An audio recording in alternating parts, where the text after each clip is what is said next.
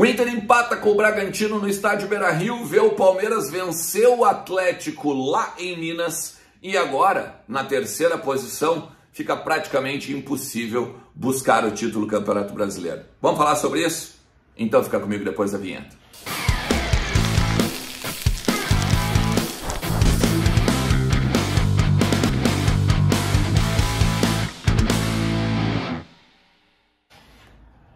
Fala Colorado, fala Colorada, não tem nada de bom, né? Não tem como ser bom, não tem como ser bom porque o Internacional, para variar, não fez o seu dever de casa, não marcou os 3 pontos, não conseguiu confirmar a vantagem e o aproveitamento, o melhor aproveitamento, né, de um time do Campeonato Brasileiro dentro de casa e, além de empatar com o Bragantino em 0-0 no estádio Beira-Rio, viu o Fluminense assumir a vice-liderança do Campeonato Brasileiro e o Palmeiras abrir mais 2 pontos, porque o time do Abel Ferreira, mesmo com todos os desfalques, venceu o Atlético Mineiro e agora, meu amigo, se encaminha para ser mais uma vez campeão nacional.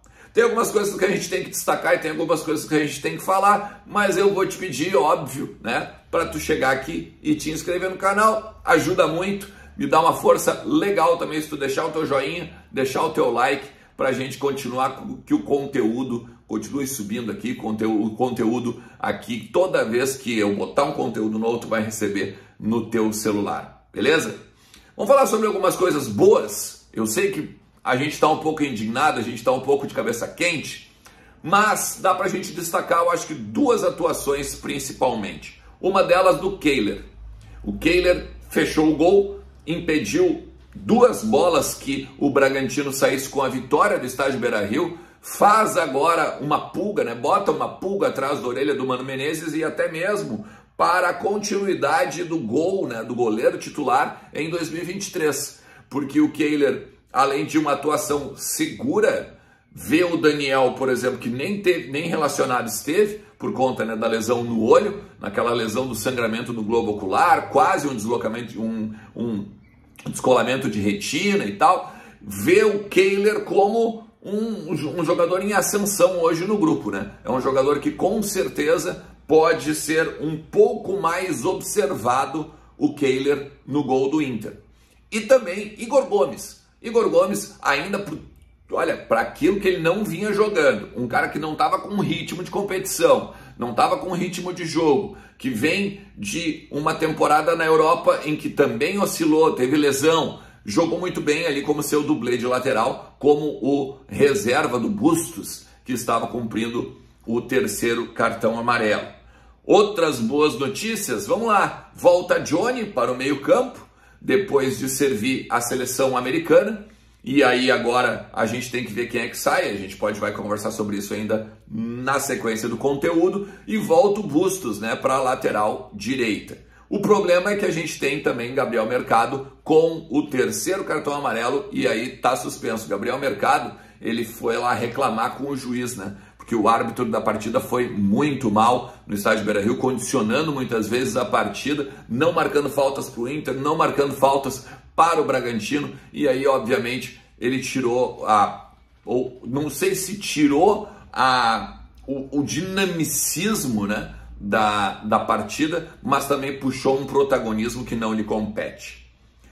Sobre a coletiva do Mano Menezes, eu acho que a gente tem algumas questões para destacar. Primeiro, o Mano, ele foi muito ríspido em algumas respostas, né? Principalmente quando ele foi questionado sobre a escalação do Edenilson. Porque a informação do bastidor se dava de que o Mano treinou com Maurício ao lado do Alan Patrick e não com o Edenilson.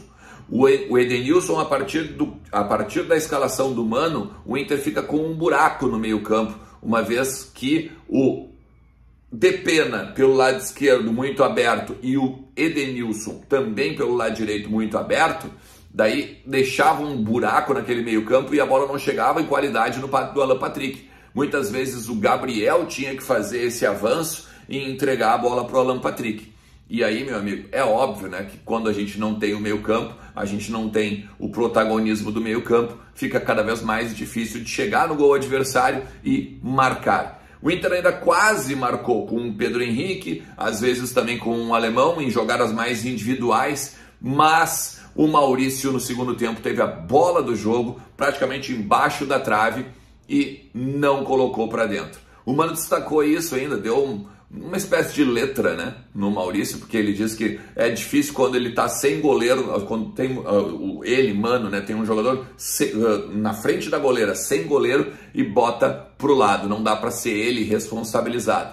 Mas ele pode sim, ele pode, porque nessa ocasião agora, ele é totalmente responsável pelo empate, porque o Inter não teve criação no meio-campo, o Inter não teve marcação forte e o Inter não teve aquela sincronia que tem com o Johnny e até mesmo com o Maurício. E isso se dá pela escalação, porque o Edenilson mal no jogo, o Depena mal no jogo, e aí muito pelo fato talvez de os dois estarem juntos. É basicamente a trinca do Melgar, né? É praticamente a trinca do Melgar, tirando o Wanderson que estava na frente, aí era o Pedro Henrique, o resto era a mesma coisa, né? Aquele mesmo meio campo. O Gabriel com o Depena e o Edenilson, o Inter ficava ciscando bola. Vale lembrar também que agora a polêmica da semana vai ser, obviamente, a confirmação mais uma vez de que do Mano dizendo que o Edenilson quer sair do Inter, mas ao mesmo tempo de que a gestão do vestiário vai ser importante para isso acontecer. O Inter tem 10 jogos da temporada. O Inter praticamente dá adeus ao título, que já era difícil e praticamente impossível. E agora o Mano pede que a arquibancada, que os torcedores que vão ao estádio Beira-Rio diminuam a pegação de pé no Edenilson, né? De que ele não fala abertamente nesse sentido, mas ele diz, não tem sentido ou é prejudicial a vaia que vem da arquibancada, as perguntas sobre o futuro do Edenilson e toda essa especulação em cima do que pode acontecer em 2023 com a camisa 8 do Inter. Agora, a grande questão é, a vaia da arquibancada, mano, só vem quando o grito do campo não é ouvido. Quando o grito do campo não é ouvido. O Edenilson, além de não performar atualmente, tá? O torcedor do Inter, que você pediu respeito, mano, o torcedor do Inter não aguenta mais o jogador que é um dos maiores salários do clube, um dos maiores custos futebol do clube, saindo para o lado, jogando para o lado, jogando às vezes para trás, não tendo ímpeto para jogar para frente, não tendo marcação de meio campo, não tendo combatividade, não tendo performance. É a performance que está sendo debatida na vaia. É essa, e não se a escalação, tanto que, isso é verdade, que quando o Mano Menezes, por exemplo, insistiu com o Dourado e o Dourado tinha performance, ele parou de receber vaias. Ele parou de receber vaias, ou pelo menos as vaias diminuíram, o que não é o caso hoje do Edenilson, né? O Edenilson mesmo na lateral direita, e em vez de avançar, chegou a ficar na parte defensiva, né? Se era, por exemplo, para o Edenilson dar um pouquinho mais de consistência ao ataque do Inter no segundo tempo, não foi o que aconteceu. O Internacional não aguenta mais o jogador que deveria, ou que deve, ou que deveria ser o protagonista, porque ele se alçou como um tal, né, como o protagonista, sendo muito mais do que coadjuvante. Muito mais do que coadjuvante. E ainda, se ele pediu para ir embora, se ele já disse que quer ir embora, faz a transição agora, mano.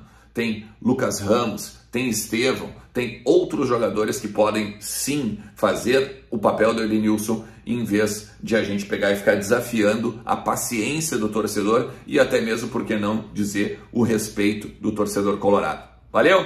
Se tu chegou até aqui, te inscreve no canal, ativa a notificação e vamos junto. Vamos conversar aí sobre o Internacional. Eu sei que tá todo mundo de cabeça quente, tá um pouco chateado, mas não há de ser nada. Vamos conversar e vamos falar sobre o nosso clube ao longo de todo o dia. Valeu? Tchau!